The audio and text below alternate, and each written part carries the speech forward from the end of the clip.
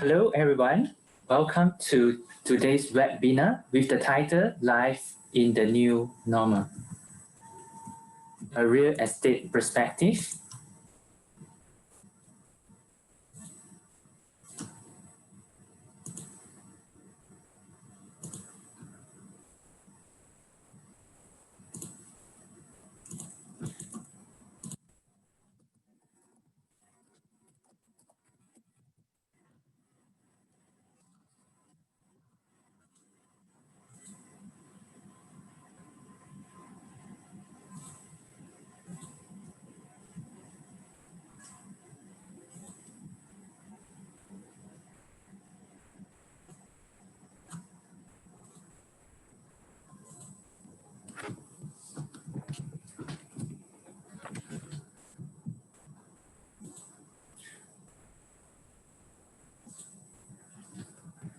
Good afternoon, everyone. I'm Richard Ng, the Secretary of KF Scholars Club Malaysia, and I'll be your moderator for today.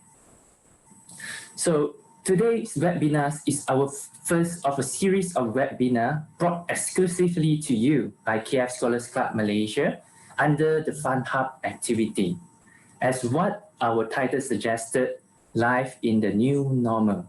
This is definitely a new normal for us at KF Scholars Club, because usually we have our FunHub activity organized physically, but this is the very first time we had it virtually. So this is indeed a new milestone for all of us. Despite facing the COVID-19 pandemic and also the ongoing movement control order, we at the KF Scholars Club feel there's a need for us to continue engage with our club members, as well as KF scholars who have yet to join us as our member, so that we can make better preparation in our life facing this new normal from various aspects. Today, we will kickstart our webinar looking from the real estate perspective.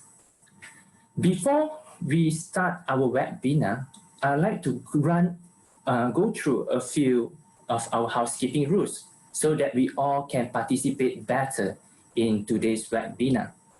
For your information, the webinar will be recorded for our own keeping and internal circulation. For all the participants, you will have the opportunities to submit your text questions using the Q&A function at your control panel below. You can submit your questions at any time throughout the presentation, and we will collect and address them towards the end of the webinar. If you face any technical problems, do use the chat function or raise your hand using the button in the chat. Our organizing committee will come to your assistance. After the webinar has ended, you will be given a link to go to a feedback survey on Google Form. We really appreciate if you could spend some time completing the survey. Without further ado, I would like to introduce our distinguished speaker today, Dr. Alan Poon. Dr. Alan is the first author to launch 3 books simultaneously under the Malaysia Book of Records, when he published 3 practical books on real estate tenancy entitled Good Tenant, Great Tenant series. He is currently the principal consultant and CEO of Superior Wealth Resources. Dr. Alan is also a real estate advisor, a serial entrepreneur, a multi-award winning speaker, and a guest lecturer at 2 universities in Malaysia. He definitely possesses vast amount of knowledge and experience in the real estate industry, because he has been an avid observer of the industry for the past 18 years. I'm also very proud to mention that Dr. Alan is also a KF Scholars and a current member of KF Scholars Club. With this introduction, I would now like to pass the time over to Dr. Alan. Dr. Alan, the floor is yours. Thank you very much, Dr. Richard. And Thank you, everyone. Good afternoon. Hope you all hear me loud and clear, yeah? And I'm very honored for this afternoon by invitation of KF Scholars Club to be the first speaker for your first FunHub online webinar series. Thanks to all the community, especially Dato' Teo, the president of the club, for your personal invitation. And I guess everyone is looking forward to the talk. Thank you for coming in. For those of them who are joining in later, I think there's no issue because we have how long? 5 hours to cover this whole talk, right? All right. The idea of this talk, I think, is mainly more of like a sharing rather than to going through with you all the statistics about real estate. That is the reason why I named the topic Life in the New Normal, a Real Estate Perspective. Just a quick show of hands, maybe some of you can type in the chat box. How many of you actually have seen me or hear me speak before? If you have heard of me speaking before, you just press yes in the chat box so that I can see. How many of you have heard or seen me speak before? Yep. So there will be some poll along the webinar just to make sure that all of you are, keep yourself fresh after lunch on a Saturday afternoon. So can you see the poll right now? Yep. So if you have seen me speak before, I'm not sure why you are here because I may be cracking some jokes that you may have heard before. But anyway, thanks for the support. But if you have not, I hope you enjoy the next 60 minutes or so. I was given a task to basically cover with you the content of the topic, as well as also perhaps answer some of the questions that you may have. Now, to make the whole session interesting, I will not be bore you with statistics, data on real estate. Real estate is a very dry topic. Real estate is more like, okay, the result of the poll is that 93% of you have not heard me speak before, all right. Okay, cool. And only 7% have heard me speak before. Thank you for your support for the 70%, yay. All right, so I will not make this topic too boring or dry.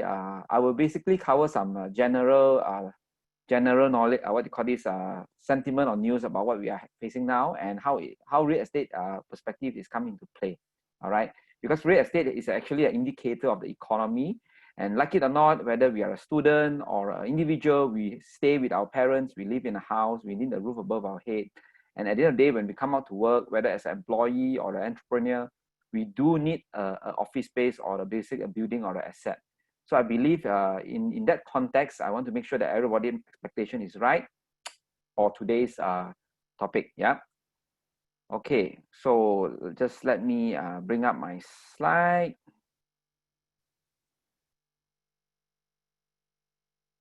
Okay. All right. So as you can see, thanks Richard for the nice cover photo.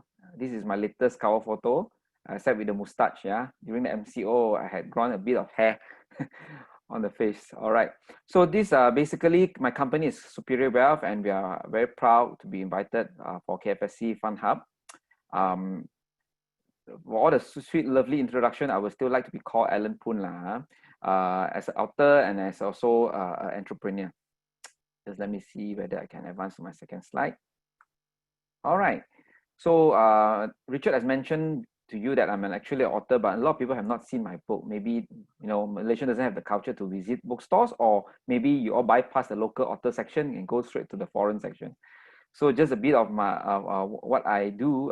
Basically, I authored this book 3 years ago, and without knowing, I was actually invited to participate in the Malaysia Book of Record, and with all the due diligence done, they actually recognized me as the first author in the whole of Malaysia to launch 3 books simultaneously, published by a self-published author.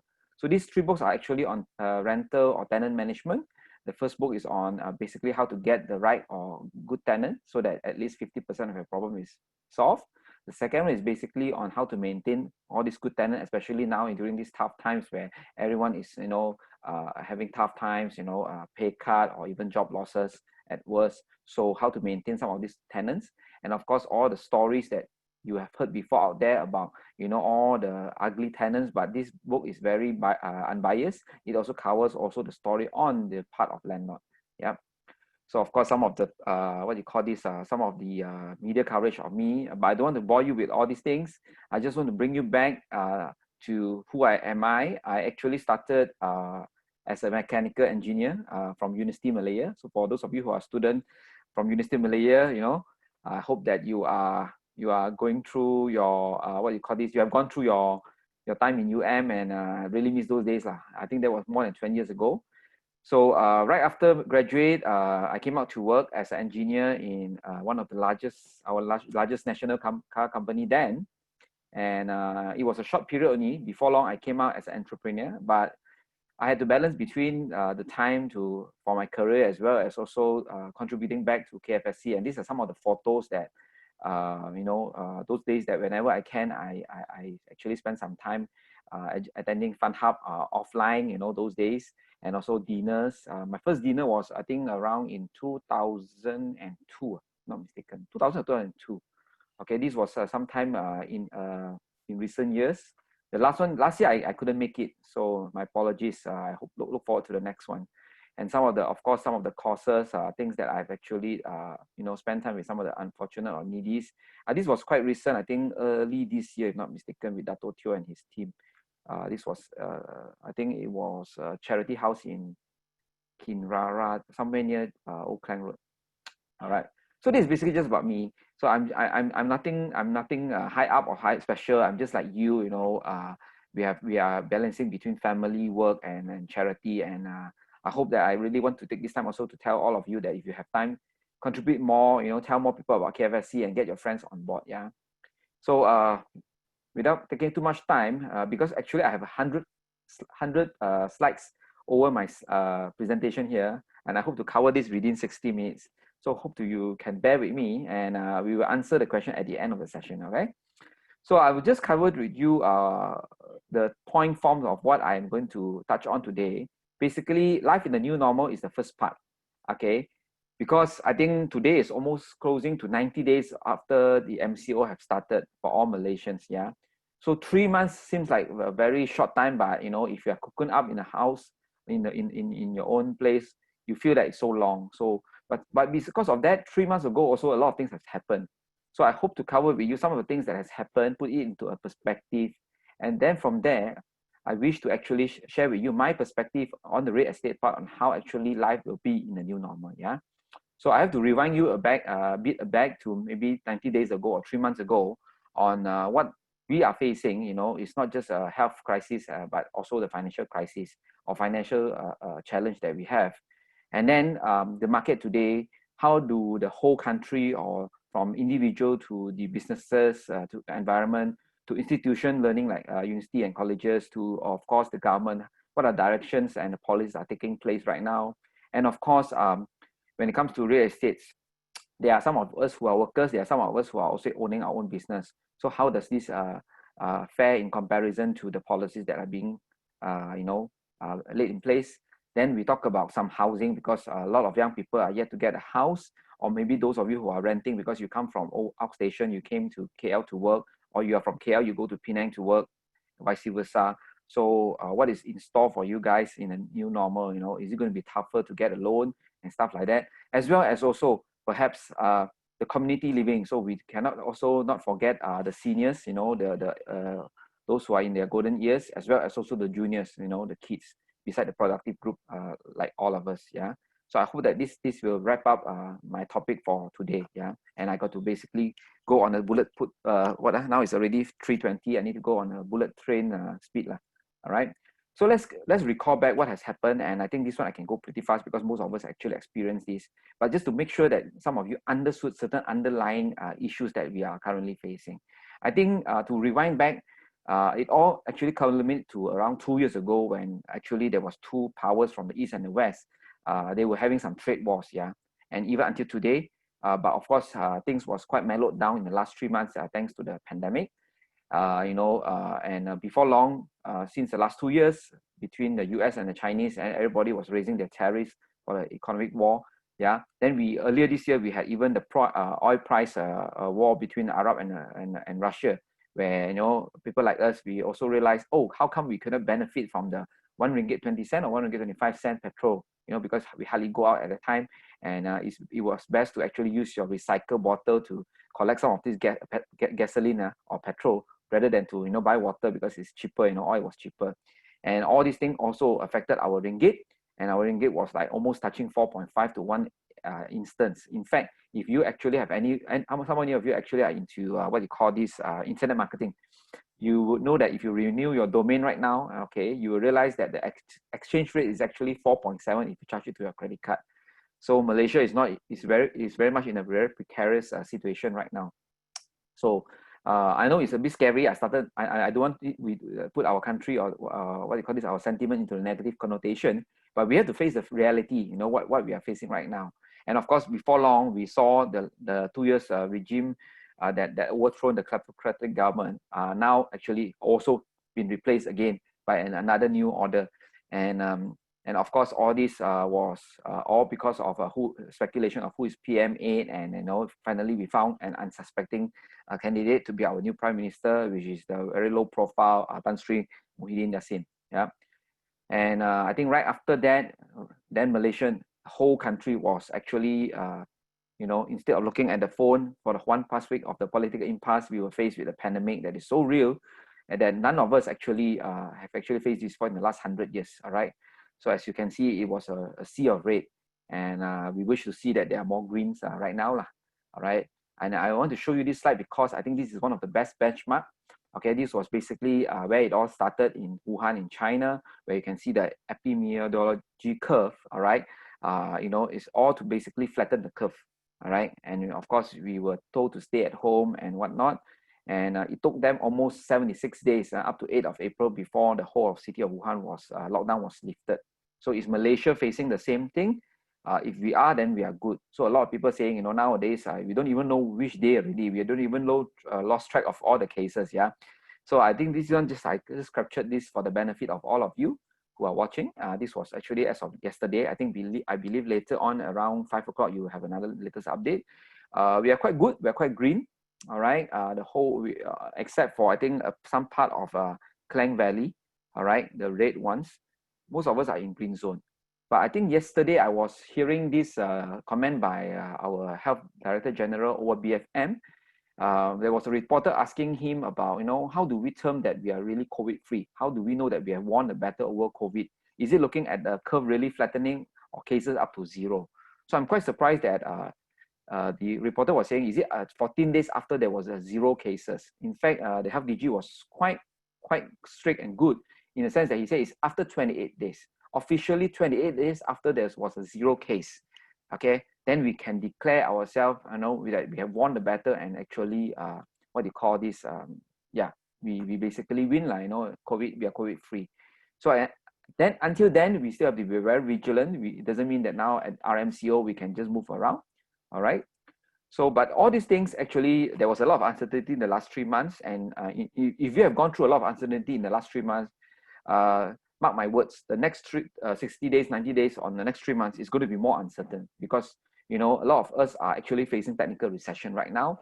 You know, apart from the global trade war that I mentioned and oil fuel prices, we already have a property overhang last year where most of the property are in the luxury segment or above 600,000.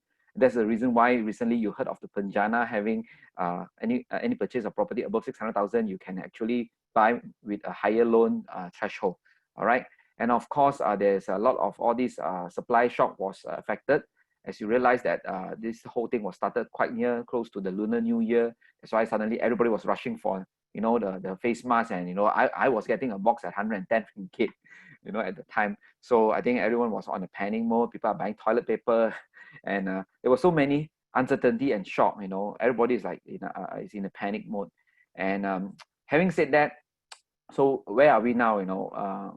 Especially most of us are in different industry. So of course, we have seen that the tourism, air travel has been hit hardest. As you can see from this chart, the color red denotes the one that is impacted most, all the way all to yellow.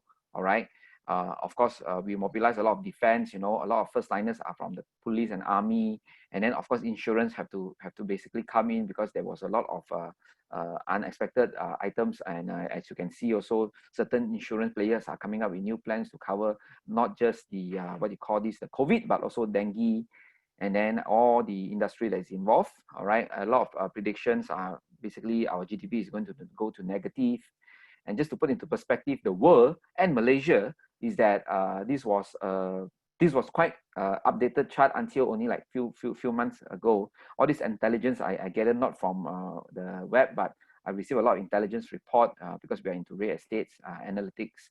And this is by the World Bank. It says that Malaysia is projecting basically a negative growth. Basically, all the countries are projecting a negative growth in 2020. But we will rebound back next year. But this is just for ASEAN country itself. As you can see, the most ASEAN most populous region, Indonesia, is also predicted to be negative, as well as Thailand. And not surprisingly, Vietnam compared to China, they are always in the double-digit growth prior to COVID. And things would be looking, and in fact, they are one of the first country in ASEAN to be basically get back on track. So Malaysia will be, I think, looking at second or third. Yeah. So with all these things, of course, initially it was looked a bit pretty bad, but do we run away from it or do we face it head on? I think as Malaysia, we do pretty good, you know. I did wrote the article back in March, end of March. It was quite timely in the Star. I did say that it's all not gloom and doom, you know, because I think all of us know about this Chinese word called, you know, ngai kei, you know. For every time there's always crisis, there's always opportunity. So you can check all this out in my Facebook. All right, for those of you who are not my Facebook friend. Oh yeah, just a quick check. Maybe the next poll I want to put up is this. How many of you actually are already a property owner? That means you already own one or two properties.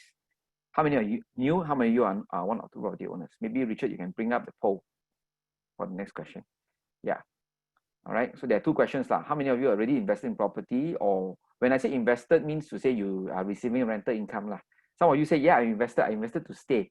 Okay, that one is called basically you own a house, but you don't really reap the profit of it. Okay, and then at the same time, how many of you actually plan to buy some in the next 1 or 2 years? All right, let me just update you with the poll result later on. Okay, so are we doing really bad? Not really. Malaysia is actually very resilient in the eyes of the world. People like World Bank says that, you know, we are projected to be rebound quite fast with even double-digit growth. In fact, one of the reasons why this is justifiable is not just by reading on headlines or report, because nowadays it's very scary when you read report in WhatsApp. So this is one of the so-called numbers. Because Malaysia is one of the largest trading partner from China. Gone are the days when, you know, you heard of the saying that when the US sneezes and the world catches a cold. Today, today we are all looking at China. China is although it's the second largest economic powerhouse, but all of us are connected to China, especially Malaysia. If you can see this, Malaysia is China is number one in terms of trading partner with us. All right. So when you have a country that trades so much with you, all right, whether your economy is good or not, it depends on that country. So China actually rebound back from Wuhan pandemic quite fast, although now there's still some cases on and off, but they are doing very well. And our neighbor Singapore is also doing quite well, although they have a lot of cases way beyond us thanks to their foreign worker so-called community outbreak, but their cases of mortality is lower than us. All right, I will show you the latest figure. I show you already the earlier figure. We have 100 over deaths, over 8,000 over cases, where they have actually lesser than 100. All right, and then of course only we actually talk about United States. So this is actually a relief, you know, if you talk about a general layman of how economic works. So we can't. No man is an island, and we can't live alone. So Malaysia, talking about macroeconomics, I think we are still okay. All right. Microeconomics, we talk about all these things later, like the budgets and all the announcement and stimulus package. All right. So even the latest IMF figure says that, you know, we are in the category of ASEAN 5, or they call it ASEAN 10, 11. Yeah, the emerging market. So as you can see, everyone is affected already in 2019. Not too good, but 2020 we are in a negative zone. All right. China, they are still okay. All right, and in fact, next year it will rebound to almost 7%. All right, in fact, Malaysia is almost close to 9%. This was by IMF. In general, ASEAN is 7 point something. So I think Malaysia, for those of you, whether you are working, whether you are entrepreneur, I think we are in the right time and the right place. Southeast Asia is not just a melting pot, it's booming, you know. All right. So, and of course, all these news even makes it endorses what I just said just now, you know. Especially when both sides of the Bursa, you know, and the exchanges are actually working together. So I foresee there's a lot of trade, a lot of liquidity between two countries moving forward. And of course, as you can see, all these cases we are very positive with our how the country is being managed, despite having a change of government not too long ago. All right. So just to do a quick one of what is happening, what is happening, and also how are we reacting. So now let's go to the direction and policies that is muted by the government, right? I think all of us know that, you know, everyone was having a tough time, you know, being stuck up at home. Yesterday night, I just came back from KL City Center, and it was during rush hour with traffic jam, and I called a Grab for an unexpected reason, because I was driving to PJ, left my car there, went with a client to KL, and then the client was busy and had to rush off, so I had to take the Grab and go back to PJ to take my car. And I talked to the Grab owner, and you know, he says what? He says even during MCO, they are still working, but they cannot fetch people. They were fetching documents, food, and whatnot. And it was a relief for them, not because of the income. It was a relief for them because, you know, they just want to make themselves sane, just to go out and get a breather. So I'm glad that now with RMCO, everyone is actually out there, hopefully with all the right strict SOP, you know, stay safe. But of course, all this was in a reaction to what you call this the pandemic. And I think it was a good move by the government to basically stop or so-called break the chain. All this, although a lot of people are complaining, you know, a lot of armed critics were putting it on social media, you know, condemning the government. But at the end of the day, there was a reason why this was in place. Because at the end of the day, they already predicted certain short-term, medium-term, and long-term effects, you know, if this thing prolonged.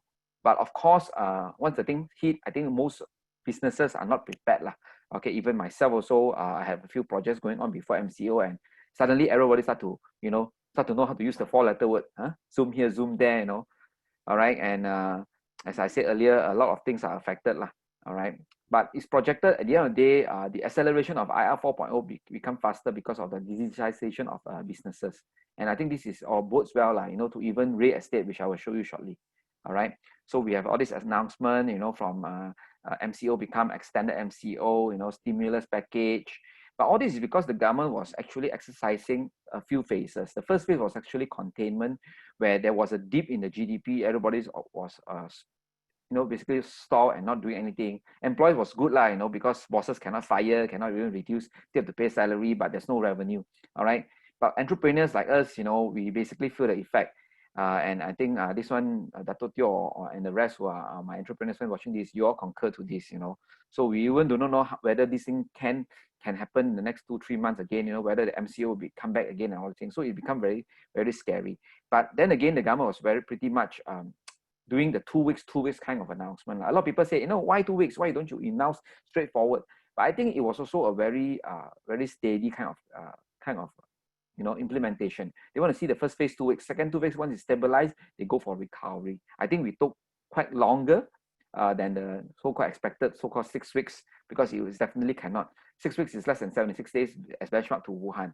So now we are going beyond 84 days, which was the last so-called CMCO, and now we are into until 31st of August. Yeah. So of course, there was a lot of things that was already planned out by the advisor in the government and all these things. So it's not just a knee-jerk reaction announcement by the government. Okay, they have a lot of things in place, and I'm quite pretty happy at how we fare in terms of global perspective. Look how is China, I mean, what do you call this, US is doing right now. It's pretty scary, you know. All right. But of course, one of the best benefit that actually apply in the context of real estate, or even some of you who are doing businesses, is that when you have loans, okay, other than credit cards, which is bad debts, everything will be pushed till October, 6 months. Now, this is something that we have to be proud of, because this is actually the first in the world. Subsequently, we see other countries actually starting to implement the same thing. Okay, now no country have ever done this before. Okay, so this is not as easy as, okay, calling a Ministry of Finance, calling Bank Negara, and then just put this in down. So they have they have to study all this impact. So, but then again, of course, this is good as a breather for 6 months. You know, what happens after this? You know, we have to see, you know, as the saying said, you know, we will know who is naked once the tide, once the wave is gone. All right. So this is something good. Because it gives a lot of breather, because a lot of people are actually not having a job or pay cut, or even for office or businesses who's running, you can stop to pay your rent for a while. But this one applies to some of the PPR and also government linked places. But I posted something here, like from Penang, from Terengganu, Selangor, you know. So state government, as you know, some are by the opposition and now some are by the government from the federal, but at least everyone is moving in a concerted effort to think of the right at first, although there is some communication issue along the way. All right. Now, I want to summarize everything into this picture, you know. So some of you are in different industry right now. And as you are watching this, I believe you have a reason to spend 60 minutes of your time here with KFSC Organized FunHub. All right. So you want to know what entails in the new normal, you know, and how are you affected? You may be not be in real estate, but if you look at it, all these industries have an office under a real estate. All right. And as you can see, those are in the red zone already having high exposure since early January. And those of you who are in the green one, well, I would say that maybe you are in the right time and the right place. But what if you're in the red and the orange? So a lot of my business and SME friends are starting to pivot, already started to pivot. Some slower, some just started to go into Zoom, some just go online. But of course, a lot of people rush into it, all right? Hopefully they have a proper plan rather than just being seen and being seen busy, you know, showing yourself on Facebook, Instagram, and all this place. So for real estate, there are two, depending if property from developers who have land bank, who have not so good strong holding power, you know, and financing, maybe they just haven't gotten and they already launched the project. So they may be having high exposure. Whereas those in the green are basically more like REITs, you know, because REITs are quite sustainable.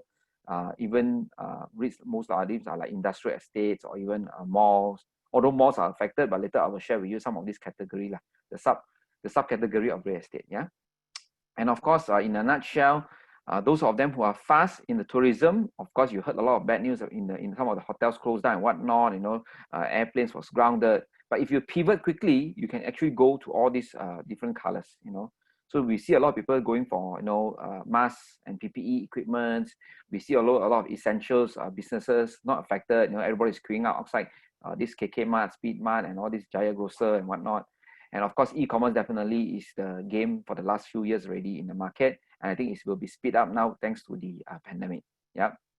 So the whole thing, if you look at it, it is from the macro to the microeconomics. Yeah. I'm not economist, but I'm just observing the market, and this is what I gather from intelligence report. And I believe that, you know, like it or not, all these things, although we don't talk about real estate, we still have to know what is being done out there in the market. Yeah. So as I predicted, a lot of acceleration of Interactive 4.0, you know, people will be now more into healthcare right now. So if you haven't done your checkup right now, okay, or wellness prevention, it's time to do it, you know, because now with all this 14 days incubation, you do not know, even if you do a swab test right now, you don't know whether it's positive or negative.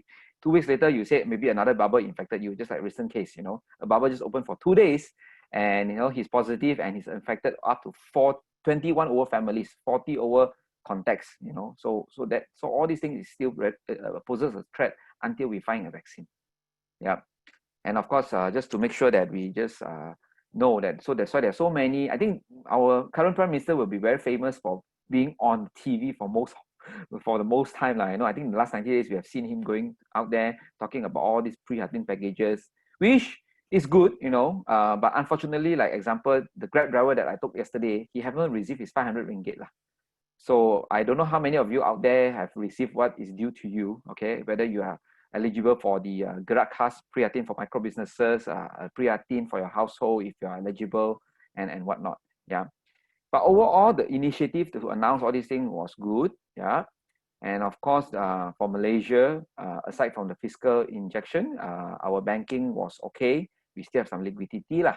You know, all in all, we actually up to date, we have 295 billion so-called budget was announced.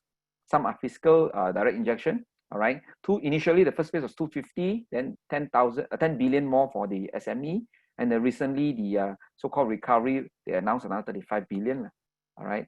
So now when you see 295 billion in contrast to 2.6 billion, what is 2.6 billion US dollar, correct? All right. So of course, then we have gone into the extended MCO until 28 April to 12th of May.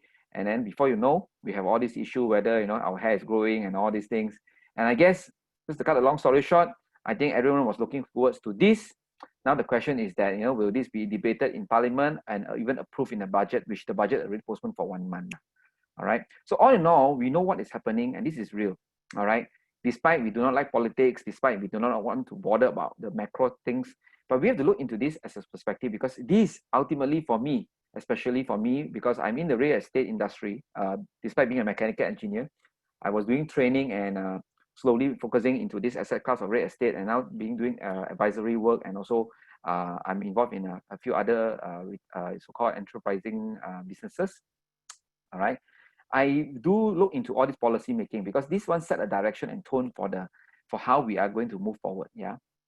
So now that we know the current challenges and some of the directions and policies in place, so what will transpire moving forward now? The next few sub-segments will be some of this is basically my experience and forecast, because I have been dealing with the industry stakeholders like developers, valuers, supply chain like agencies and whatnot. If you follow my Facebook, I've been doing a lot of talks.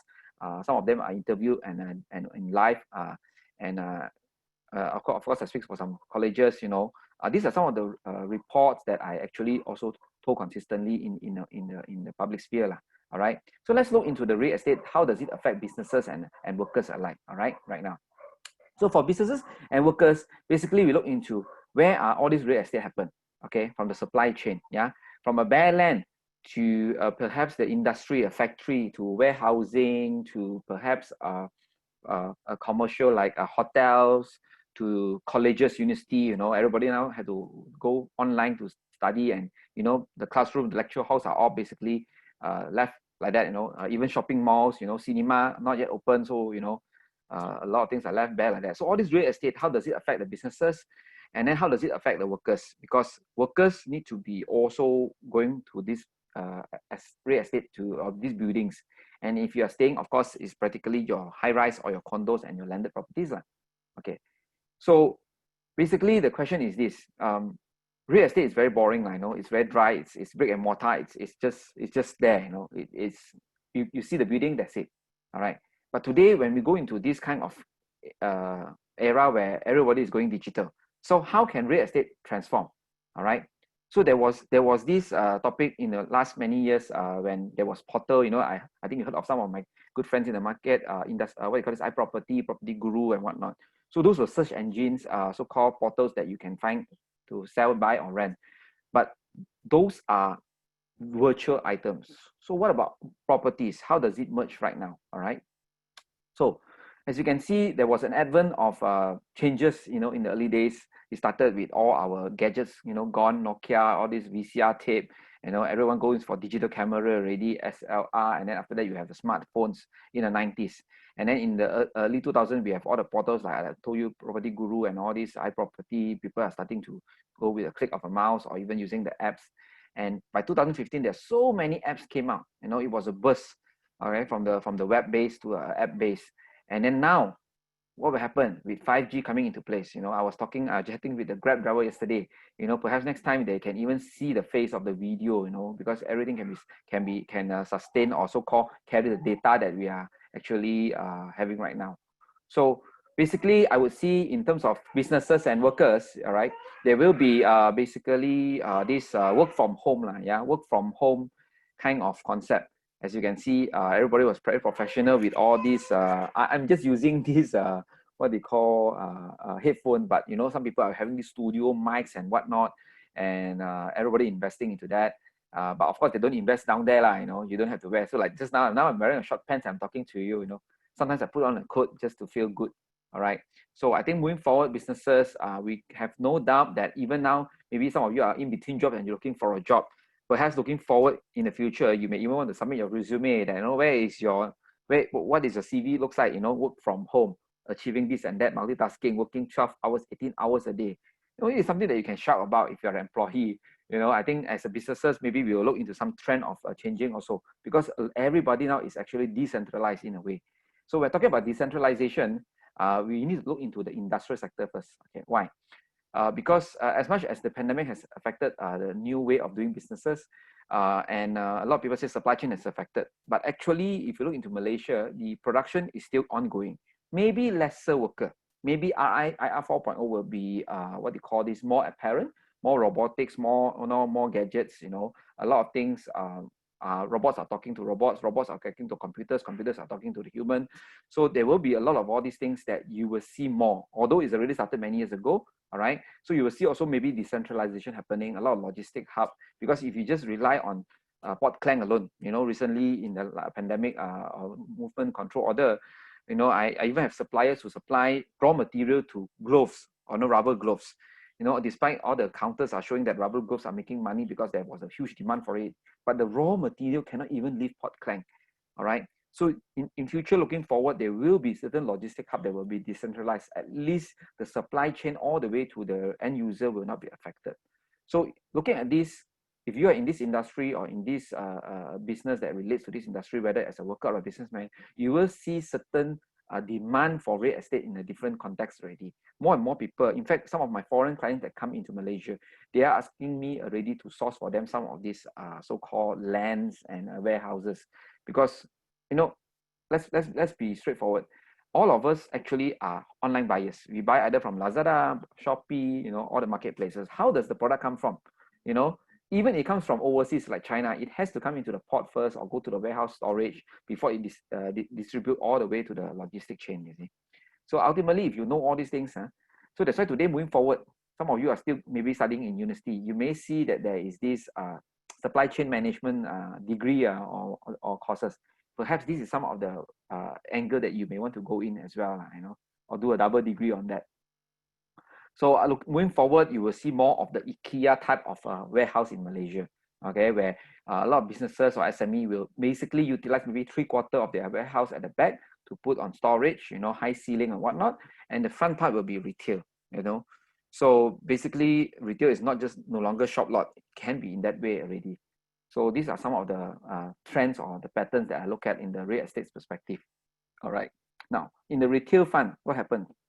I think this news came up right before the pandemic was happened in Malaysia. I think somewhere in January, early this year. You know, big names in locations next to KFSC, you know, are closing down. And this was not even during MCO. All right, retail already affected because of the O2O transition. For a lot of people are going online. So how does this affect?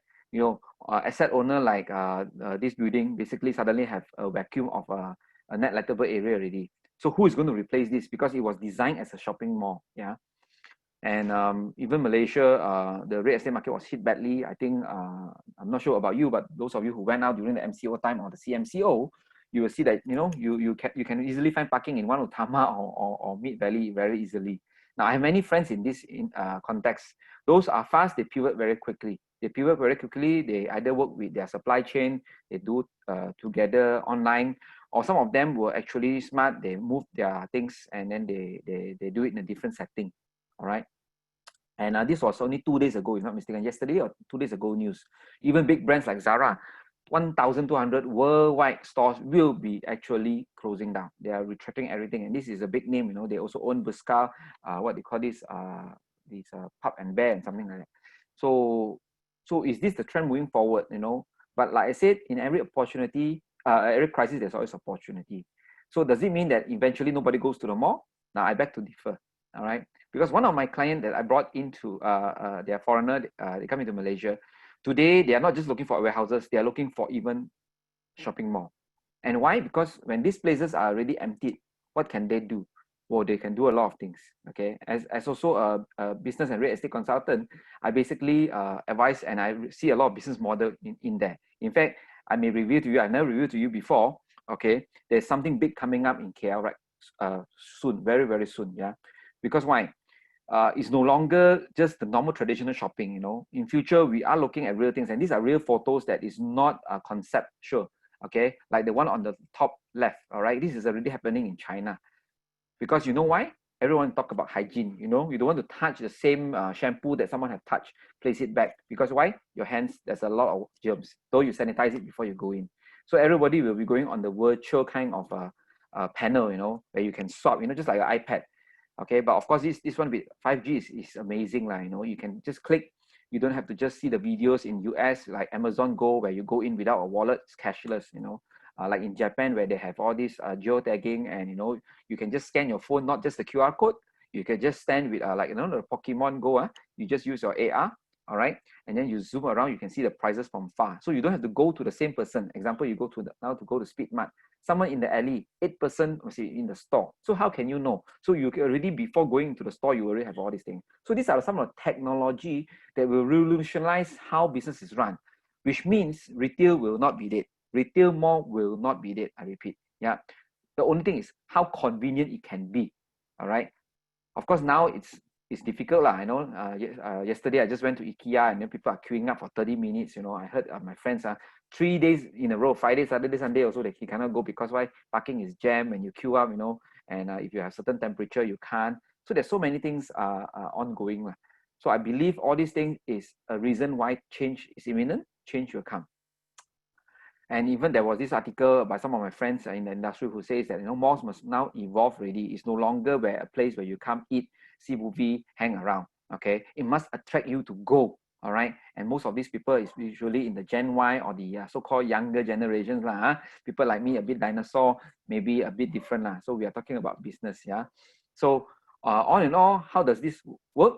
How to attract people? You know, by putting big signboards, by having maybe cheap items. Not really. Okay.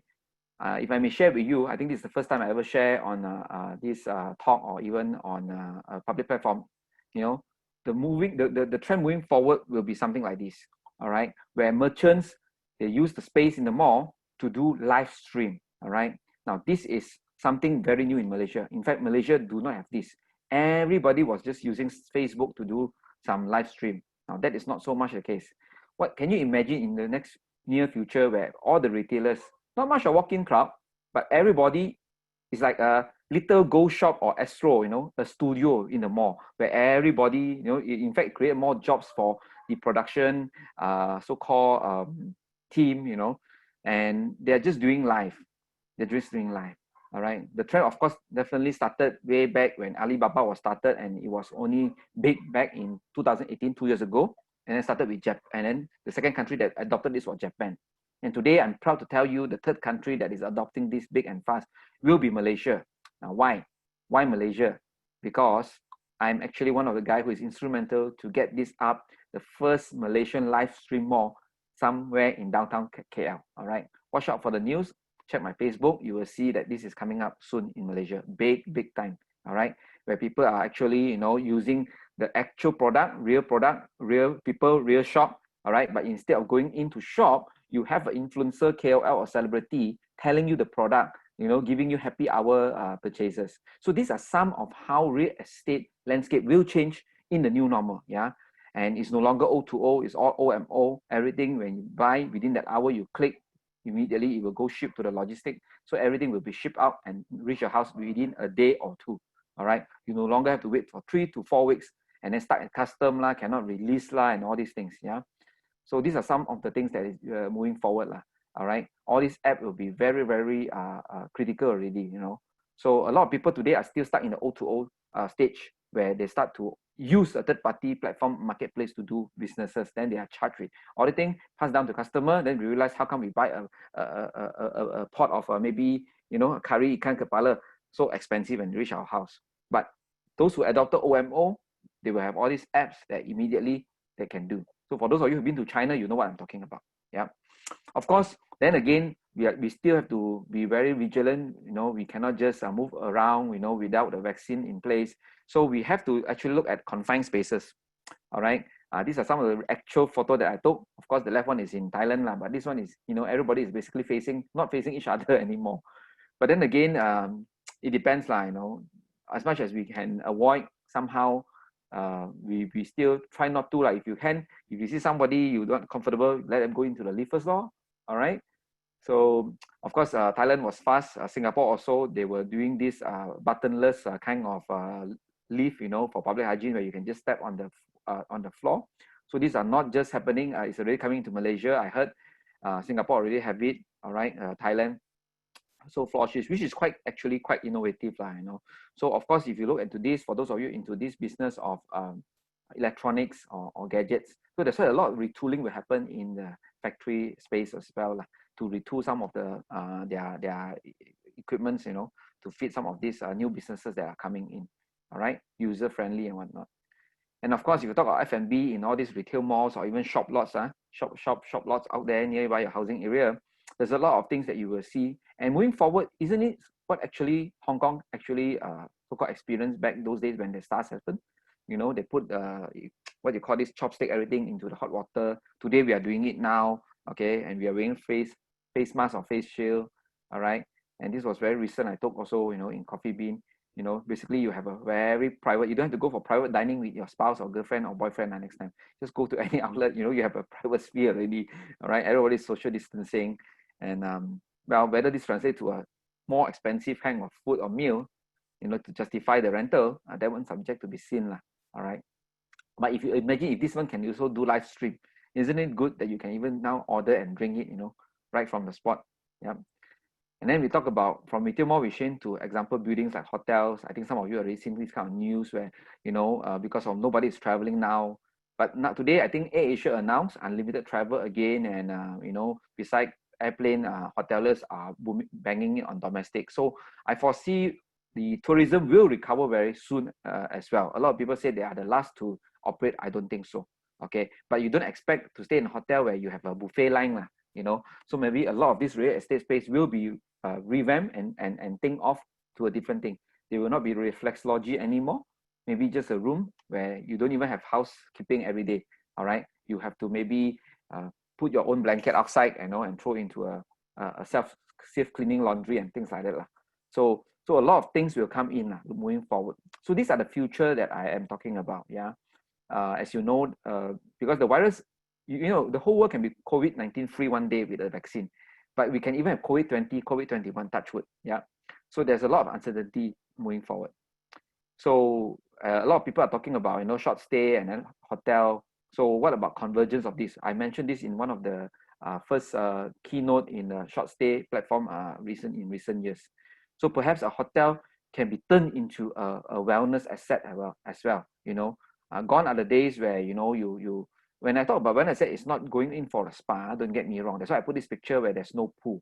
A lot of people thought wellness asset is, I have some reflexology, I have a swimming pool, that's a wellness asset. No, wellness asset basically means to say, including all these, what you call this carpet here is all ionized. You come in this room, your aircon is filled with maybe a lot of organic stuff, even you sit on this chair is maybe ingrained with some of materials that make you, a massage chair. And of course, your own so-called tub that you don't have to share with people. Once you go out from it, it will sanitize by its own self. So these are some of the things moving forward in terms of real estate. All right. So will hotel be dead? I've said retail mall will not be dead. I've also will say hotel will not be dead. But space utilization will continue to evolve. And all this speaks a lot of volume. And thanks to the so-called new normal, we will see a lot of these things coming in. So for those of you who are still waiting, going back to work on the new normal, you need to wake up. You need to wake up. Even if you are a worker, you need to be an intrapreneur in your own company. And I hope that's why I try to give you this kind of picture so that at least you will find this 60 minutes useful and productive when you go back on work on Monday. A lot of things you can put on mind and suggest to your boss or employer, or including if you're an entrepreneur, there's a lot of things that we can sit down. If you have asset, definitely I'm the one who can talk to you, because I have a company that unlock the potential, a lot of assets, bringing in a lot of things to make sure that the product, the asset actually yields up. All right. So I've also written a lot of articles in the Star on wellness real estate.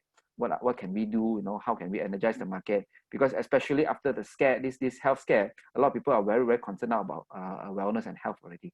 So it could be another so-called opportunity or the next wave. Yeah.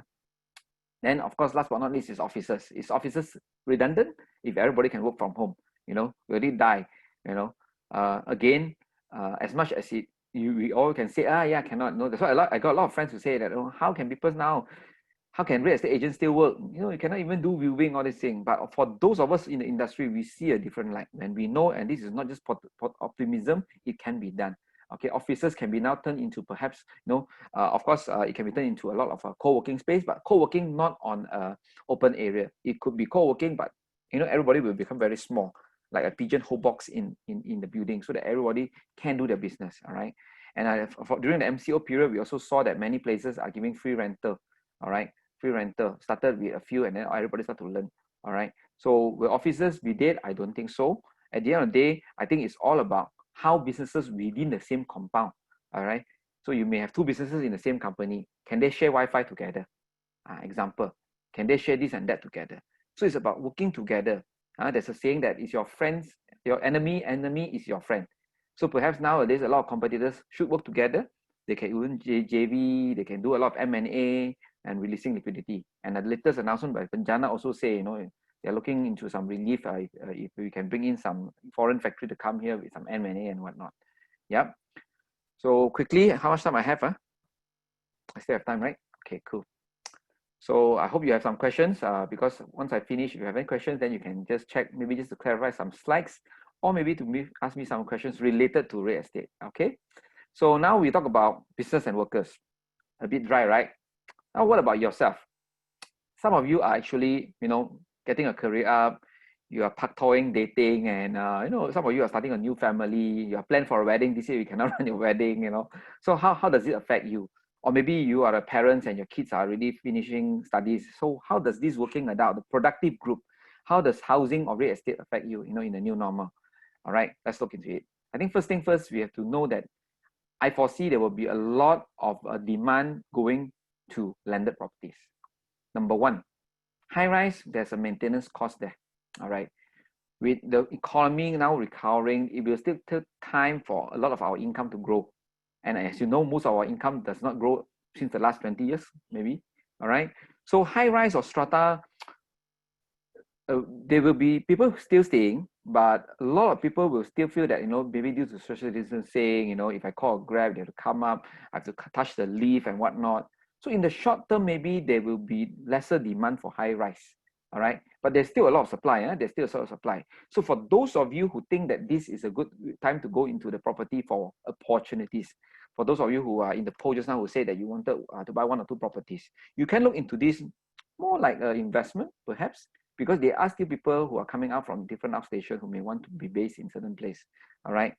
And but whether you want to stay in here, I think more people will look for landed nowadays. At least you have your own compound. Imagine if another wave of COVID 2023 come, touch wood, or whatever, at least you can still stay within your compound. You can jog if you have your own garden and whatnot. Not that to say that the condo is small. I know some of you can afford penthouse and whatnot. All right. So, but moving forward, whether it's landed or high rise, the first thing is on all this young adult mind is still at the end of the day, can I buy? Is the loan okay or not? So life in the new normal is in such a way that it is the best time to buy. Now, I'm not an agent and I'm giving this on a non-biased basis. Why I say so? You already see this in January before COVID, that our OPR is basically it will affect your BLR, the interest offered by the bank. It was cut down 50% basis point. All right, all the way down, I think in end of January, and that was the time when Bank Negara already anticipated the soft economy. You see, Bank Negara, whenever they announce something, it's not for hanky-panky. They already know certain things out there that we do not know, or maybe some of us know, and it's just to so-called reaffirm the trend. So when it goes to a 9-year low, and recently, all the things that was announced, I think 2 Fridays ago, last Friday, wow, we are looking at even actually not just recovery, we're looking at a property bull run. All right. A lot of people say want to buy low, right? Buy now, if you want to buy. All right. Because why? These are all statistics. All right. Our basis point, and I heard and I can expect, all right, perhaps there would be another round of reduction. Okay. But I have no crystal ball. I'm not predicting. I'm just saying that going by the trends of things are going on, we might lead more liquidity release from the central government all the way to the economy. Because by releasing this, basically now, it means what? It's no longer any point for you to put your money in the bank, in the FD or whatever. Not. I'm asking you to spend on gadgets or whatever, but it doesn't make any sense, Some banks are even, it's just like some countries are even having 0%, or 1%, or even negative. They pay you to put in the bank. So I hope we don't reach that area. But now with this thing, for those of you who have proper plan, you are getting married, you want to buy a house, this is a good time to source for it. Of course, you need to find the right property. So it's very attractive financing model. All right. All the banks are, going very low. In fact, this is a bit dated in March already. All right. But of course, I've written a lot of articles in the past. It's not just about loan. In terms of financing or financial consideration property, you need to look into a lot of all these items. Okay, we shall talk on another day, not today. If I got a chance, invited back by KF one day or so. All right. So some of the things. All right. So, but most importantly is that you must have a secure, proper job before you go for investment. Yeah. Now, a lot of people are going in for the fast money, hearing some guru talk out there. Do your due diligence. Yeah. I no longer do all these B2C talks. usually I have run a lot of classes in the past, but today I'm more giving commentaries in the media because I'm busy with my advisory work and a few other businesses that I have related to property. So that is the reason why you must know what to go into so that you don't go into the financial doldrum. All right. And of course, I don't have to tell you, this is my grandpa.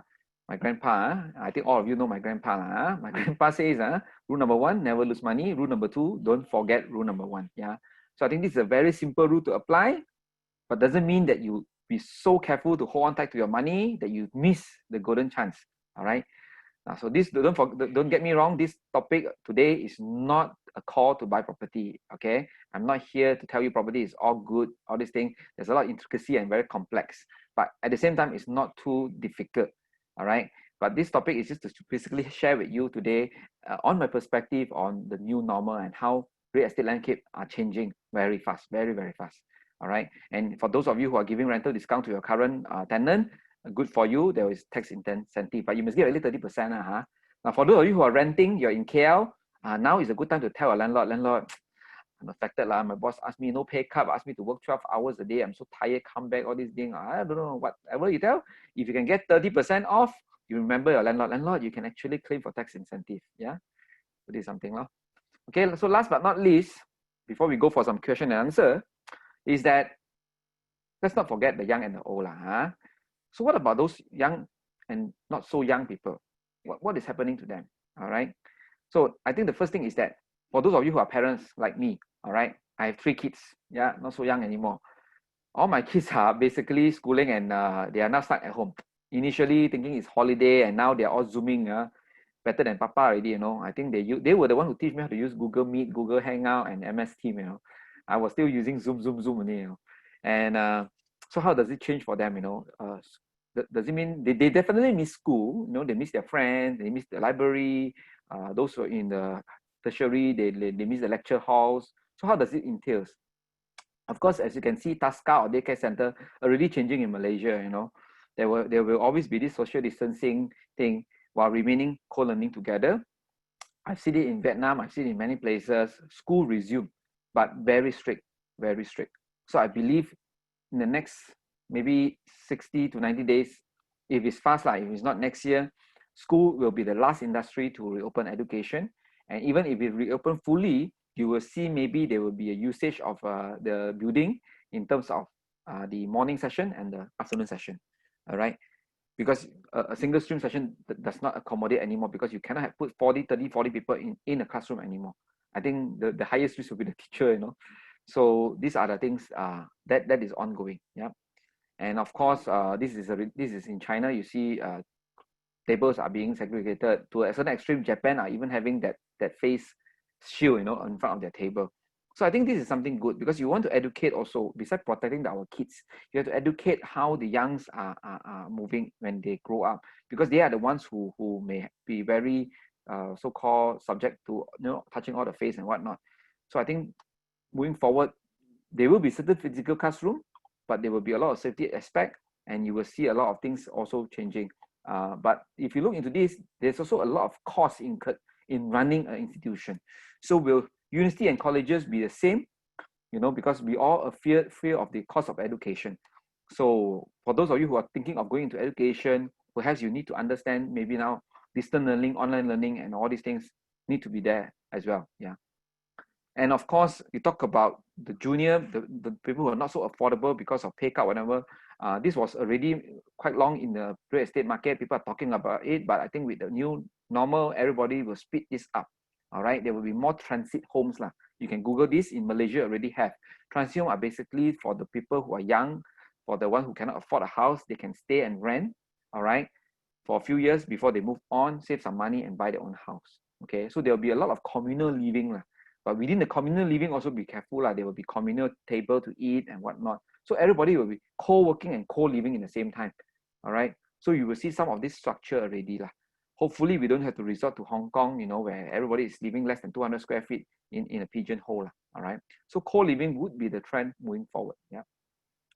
So all in all, what I've just basically postulate or basically share with you is mainly changes lah, you know, and nobody should be subject to this, what I call the comfort zone kind of circle, you know.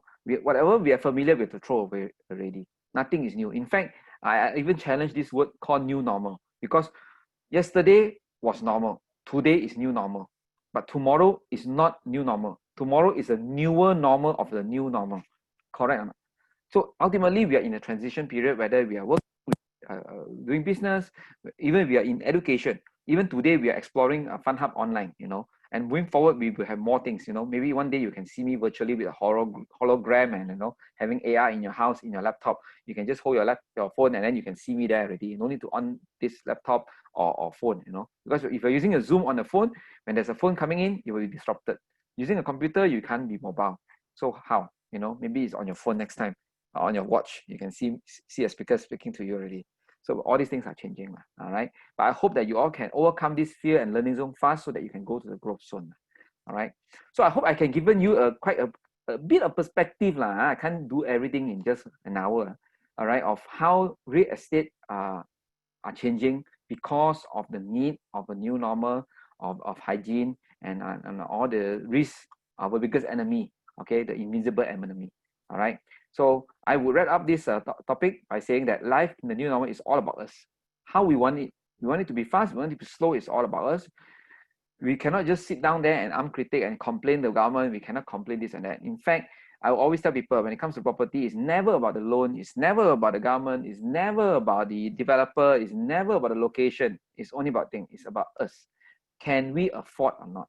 So our affordability depends on whether we can make use of our income or not. If you feel that your income is not good enough, do a side gig. It's no shame to do a side gig. I have done many things. I'm a very enterprising person. I've done many things. You know, in the past, my parents, when they came out and tell me, you know, Alan, you are a Kwok Foundation a scholar, you get a first-class degree in mechanical engineer, you should get a good job. All right. But personally for me, after a few years in the corporate, you know, in the CEO department doing branding, I was like, you know, for me, I know what I want, and I went to enter being an entrepreneur.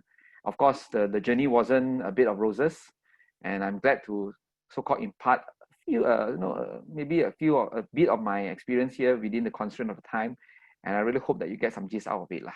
So okay, so hopefully no one is left behind throughout this thing. We just have to kita jaga kita. We have to just, you know, move forward. So I'm going to end, and for those of you, I know some of the Kwok followers are pretty much very what's called these people with a lot of very productive. Some of you who in the medical line, like Dr. Richard, you know, in the health Kesehatan, or even the public service, I would love to really thank you for all your service, you know, current during the MCO period. All right. Now, if you feel that you're not boring until now and you still want to follow me, I'm on Facebook, I'm on Instagram, you know, I'm on Twitter, LinkedIn, but mainly on Facebook. All right. You can just follow me. My name is Alan Poon, and I'm just your Kwok scholar. If you want to support me, want to support my youngest with some Pampers and milk powder, you can always go to the bookstores, get this book at $25.90. Yeah. And I wish you all the best. And I would like to pass this, stay at home. And also, I would like to pass this session back to Richard or Ivy. Before I end, I would like to thank the whole community, President Dato' Teo, ZY Vice President, Dr. Richard, Ivy, JC, and the whole community for basically putting this up. You know, it's not easy, and I really thank all of you, especially the audience, for really spending your time this afternoon with the whole team. All right. So with that, I would like to end my sharing. Thank you very much. All the way to you, Richard. Right. Okay, thank you, Dr. Alan, for the interesting and informative sharing. I'm sure we all gain very useful insight because you have covered from the microeconomic perspective into microeconomic, and also telling us how the real estate would perform in this new normal. So now we would like to move on to the Q&A session. If you haven't submitted your question, you can still do so by using the Q&A function at your control panel. Okay, so let's start with our Q&A. So we have actually gathered a few questions even during our registration. So the first question that the audience asked is, actually I would like to show the poll result earlier. because actually I just like to mention that actually many of you actually have planned to do some kind of investment in the next 1 to 2 years despite the economic downturn. And as Dr. Allen has mentioned, when there's there's a crisis, there's an opportunity. So same goes with the investment opportunities. So I'd like to ask Dr. Allen, if we have a limited amount of money for investment, is real estate a good investment vehicle for us to go into compared to other kind of vehicles? For example, stock market. So what far we have seen that it has posed a V-shaped recovery, and some even say that it's like an ATM. If they have invested in some healthcare stocks like the Gloves company, that's gone up 300, 400%. Or even investment in metals like gold and silver, where the price has been quite resilient. And also many other new investment like cryptocurrency and also crowdfunding investment. So if you have limited amount of money for investment, is real estate a good option? Yeah. Okay, thank you, Richard. It would be good to know, let me know who asked this question as well, just to credit the person. But I think this is a very general question, and I can't be basically, and I never actually really give any feedback advice on financial investment publicly, because I have to be very responsible for my answer. But just, I believe the asker would like to know, is it the right timing to go into property right now? Yeah. First of all, I think, you know, I would be very biased because I'm a guy who looks onto tangible things. You know, I invest in gold and silver. I invest in businesses shares because those businesses are legit and it's tangible. I invest in what you call this property mainly because it's brick and mortar. If you ask me to invest in virtual items, things that I do not know, basically out of my circle of competence, I wouldn't touch it. And I believe you shouldn't as well, because you shouldn't put your hard-earned money into things that you do not understand. That's one. That's why I always advocate education. We need to basically know what we are going into, what are the so-called risks that is involved. There's no such thing as a safe investment. Even property, you need to handle the tenant, you need to do it. But does it mean that it's not good? No. All right. But if you ask me, that's why I say I'm going to be biased. I'm a property guy, and I've basically reaped a lot of benefits from property. But I always tell my entrepreneur friend that, you know, if you have a business, you need to hedge it with property. Because during bad times, like, you know, in the last 90 days, if you have a property, you can immediately charge it to the bank or do a top-up loan or refinance it for immediate liquidity. All right. Now, of course, the share market has been very exciting. I know a lot of people went in, and, you know, suddenly certain companies, you know, the market capitalization becomes so big that, you know, they become overnight billionaire, or already a billionaire, but they went up another notch. So if a person with a little bit of amount of money to go into investment, I think you should invest into education first. Okay, don't listen to your friends and say, oh no, property is good, stocks is good, and then you just put it in. Because you know what? At the end of the day, remember what my grandpa said just now? Never lose money, right? So if you have a little bit of money to start, by asking that question, I believe you do not know the asset vehicle or the asset portfolio yet. So find which one that you're comfortable with that serve your financial objective. All right. So you must also know what you want, not what to invest. Is what do you want out from it? Some people may say certain thing like, wow, you can get 10%, 20% return.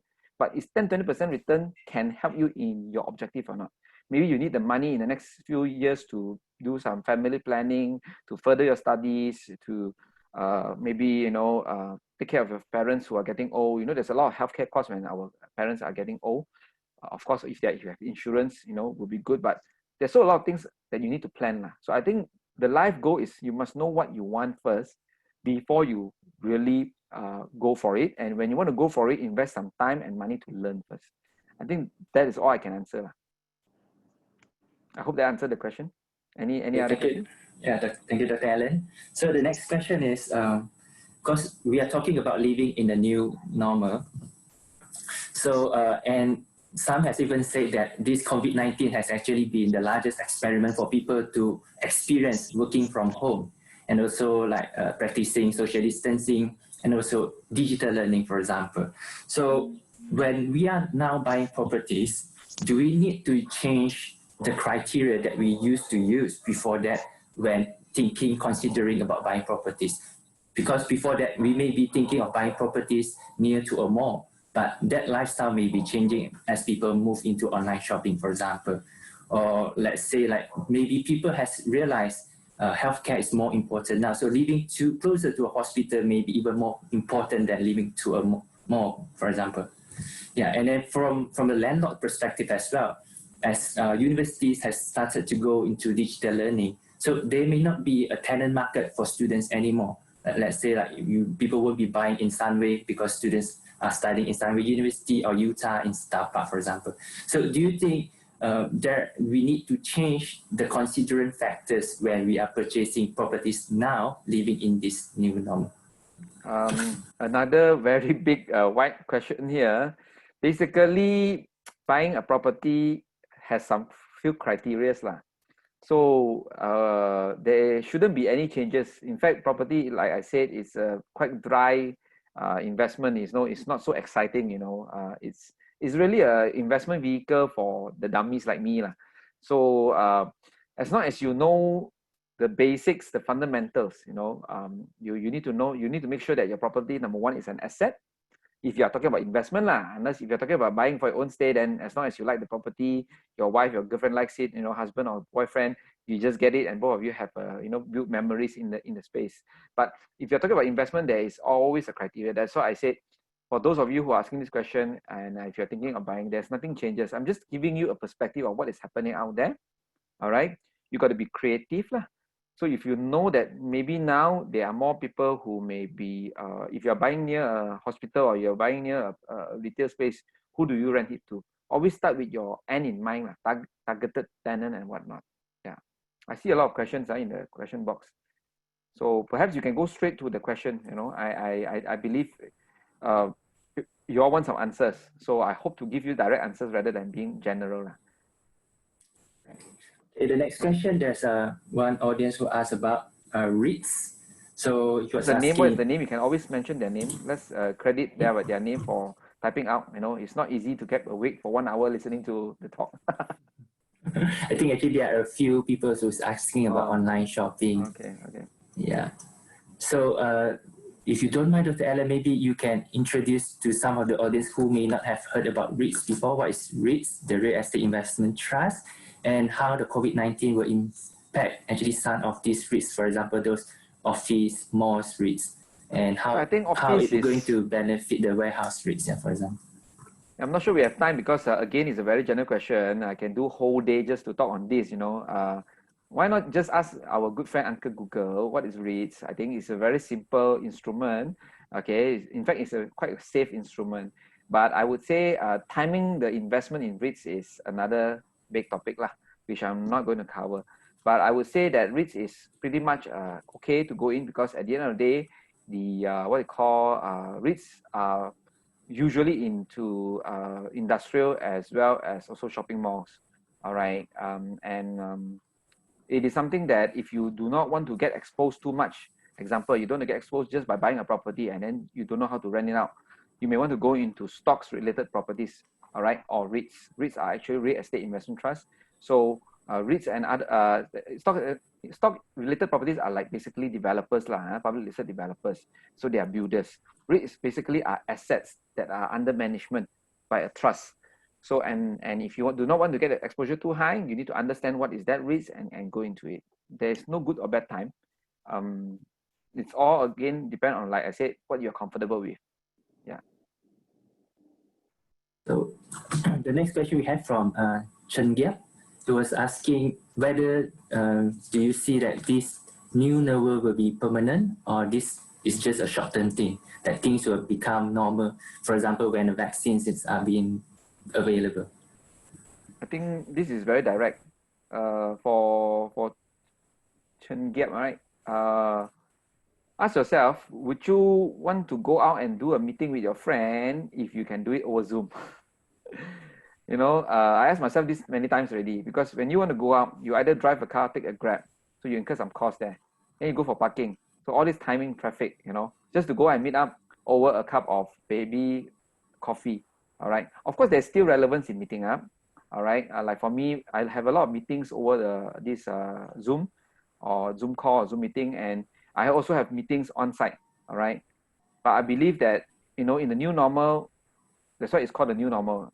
I don't foresee that things will go back to the same anymore, because everybody is experiencing fast speed and growth. All right, nothing on this new normal actually stop us, if you ask me. So if you look at it at the bright side, it is actually advantageous to us.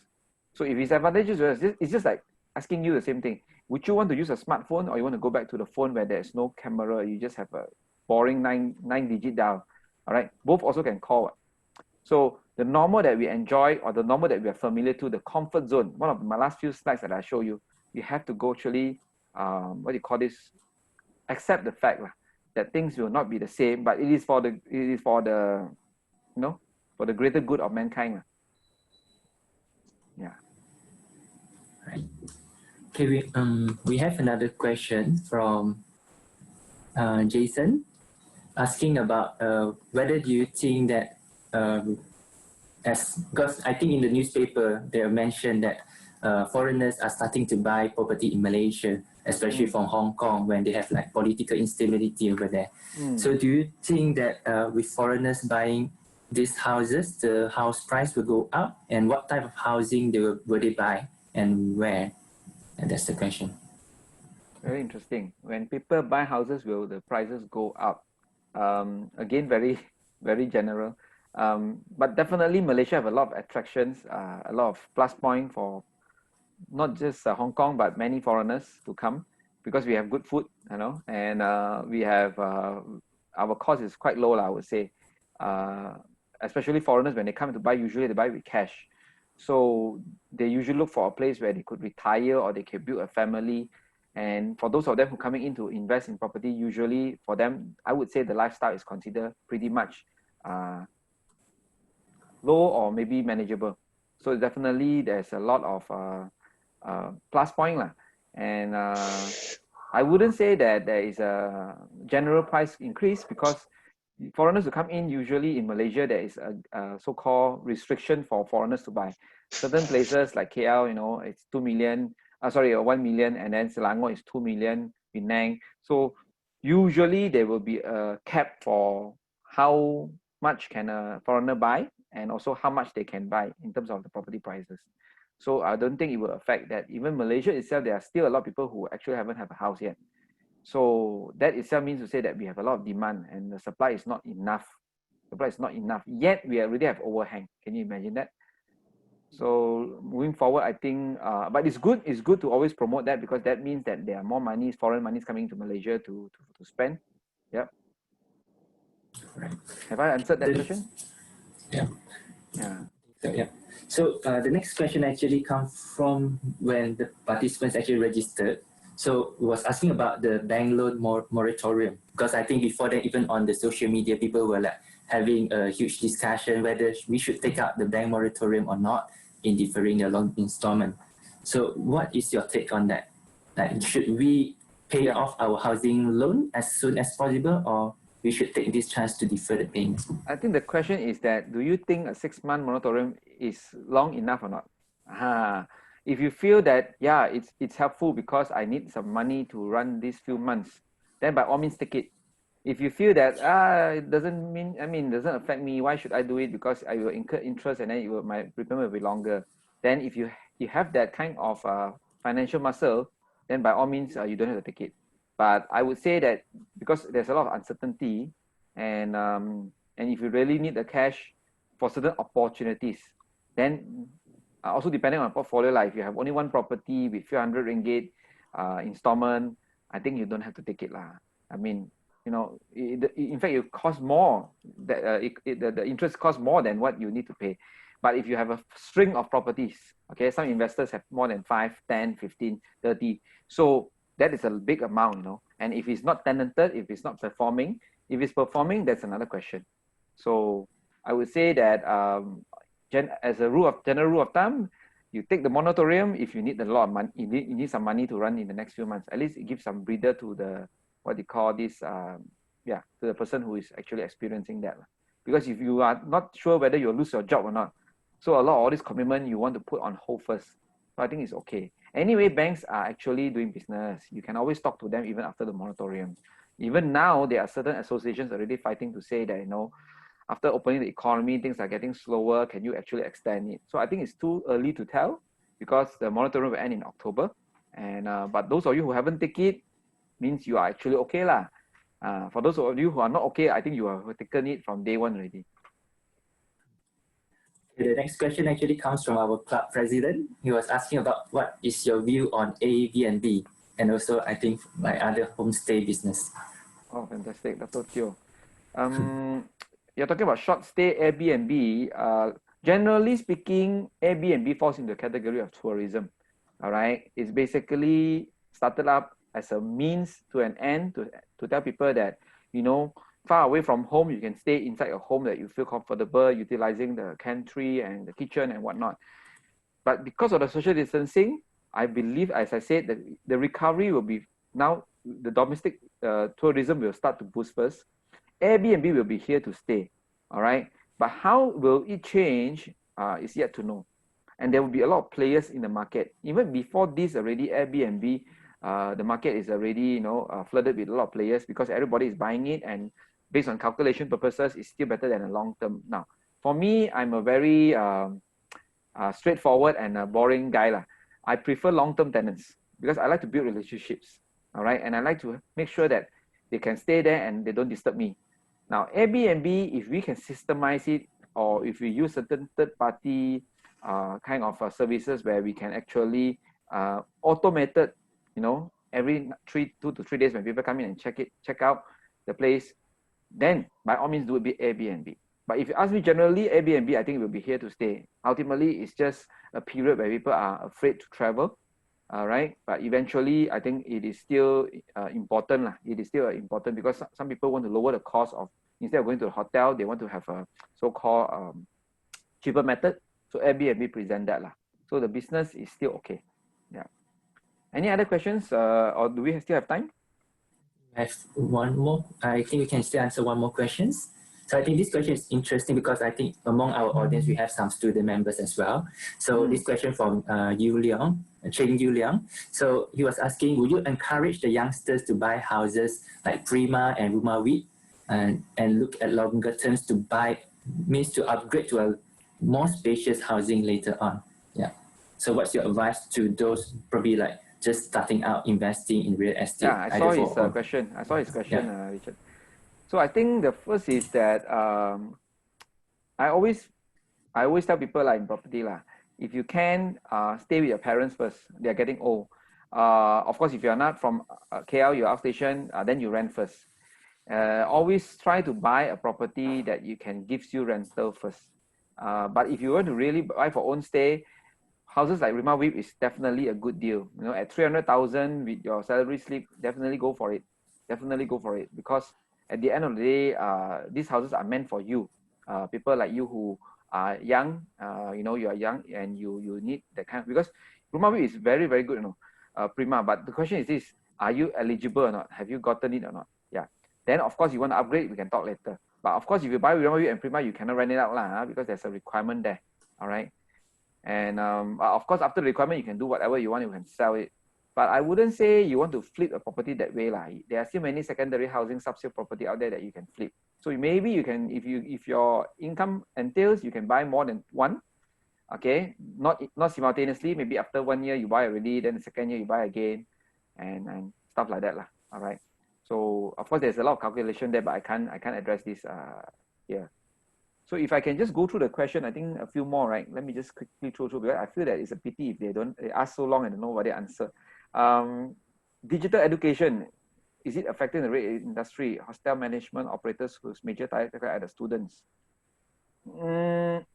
Yeah, digital is definitely the way forward, and that's why a lot of all these apps were out lah. I think the whole idea is that if you're talking about business point of view in real estate using digital implementation, one have to be really careful lah. I mean, you need to have a business knowledge, not just about the trend. Yeah, I hope I answered this. And what else? Retail combined with live streaming is a good idea. Thank you. How does people choose to shop online or retail is about? I wouldn't choose to buy a shoe without online trying. Ah, okay, cool.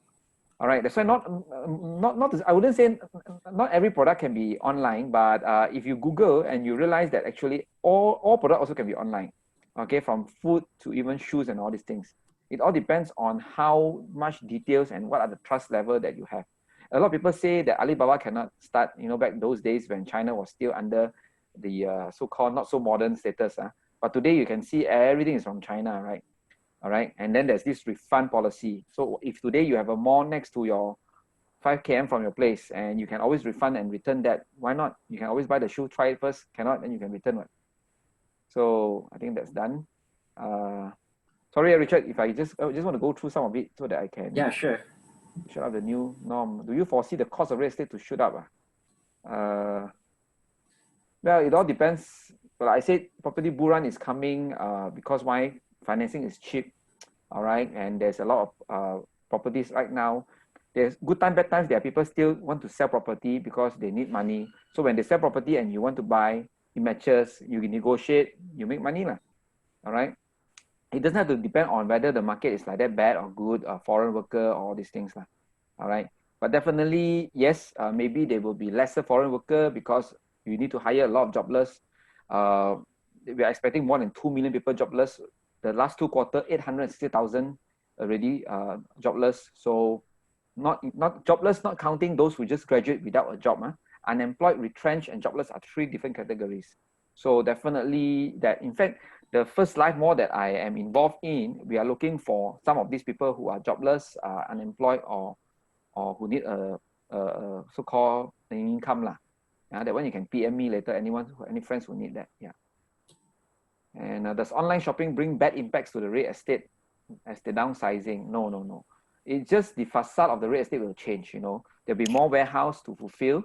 There will be shops will be used for warehousing. Even malls will be used for warehousing. You know, you walk in, you just see the studio only and things like that. Yeah. Okay, I'm practically done. Any other questions on the floor? I think that's all. Yeah. So thank you very much again, Alan, for being our speaker today for our very first thank you very much. FunHub webinar. Of course, thank you very much to all the participants for joining us today, because we really appreciate your time dedicated to this webinar. So we hope that you have gained valuable insights and knowledge pertaining to this topic. So for more information about our upcoming webinars, as well as our future club activities, do follow us on our Facebook page, KF Scholars Club. Yeah, if you would like to join, if you are KF Scholars and you would like to join as a member, you can also drop us an email at kfscholars@gmail.com, or you can just send us a text at our Facebook page. So on behalf of all the KFSC committee, we would like to thank all of you again and have a great weekend. See you. Bye. Bye.